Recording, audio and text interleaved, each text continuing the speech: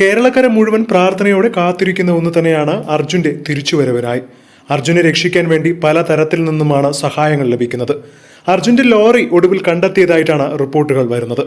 അർജുന്റെ ലോറി മണ്ണിൽ എത്രമാത്രം ആഴത്തിൽ പൂണ്ടിരിക്കുന്നു എന്നതാണ് ഇനി ഏറ്റവും പ്രധാനപ്പെട്ട ദൗത്യമെന്ന് നേവിയും പറയുന്നു. ഇത് കൂടുതൽ പ്രതീക്ഷ അർപ്പിക്കുകയാണ് ഇപ്പോൾ കുടുംബവും. എന്നാൽ സംഘം താഴേക്ക് ഇറങ്ങിയാൽ ക്യാബിനിൽ കയറാനാകുമോ എന്നതാണ് ഇനി ഏറ്റവും വലിയ പ്രശ്നം. അതിനുശേഷം മാത്രമേ വാഹനം എത്തരത്തിൽ ഉയർത്തണം എന്നത് സംബന്ധിച്ച് തീരുമാനം പോലും എടുക്കൂ. അർജുനെ എങ്ങനെയെങ്കിലും ജീവനോടെ തിരിച്ചെത്തിക്കാൻ സാധിക്കണേ എന്നുള്ള പ്രാർത്ഥനയിലാണ് ഏവരും. പ്രതിഷേധങ്ങൾക്കും സമ്മർദ്ദങ്ങൾക്കും പിന്നാലെ സർക്കാർ രക്ഷാപ്രവർത്തനങ്ങൾ കാര്യക്ഷമത വീണ്ടെടുത്തിരിക്കുന്നു എന്നാണ് വരുന്ന വിവരങ്ങൾ. എന്നാൽ ഇപ്പോൾ കാലാവസ്ഥയും പ്രതികൂലമാണ്.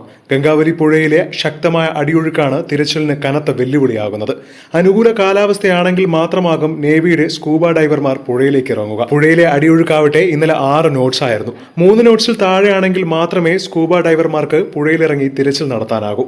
അതിശക്തമായ ഒഴുക്ക് തിരച്ചിലിന് തടസ്സമാകുന്നതായി നേവി ഇപ്പോൾ അറിയിച്ചിരിക്കുകയാണ്.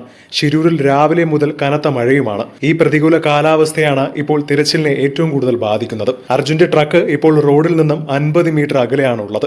എന്തായാലും വളരെയധികം പ്രതീക്ഷയോടെയാണ് എല്ലാവരും കാത്തിരിക്കുന്നത്.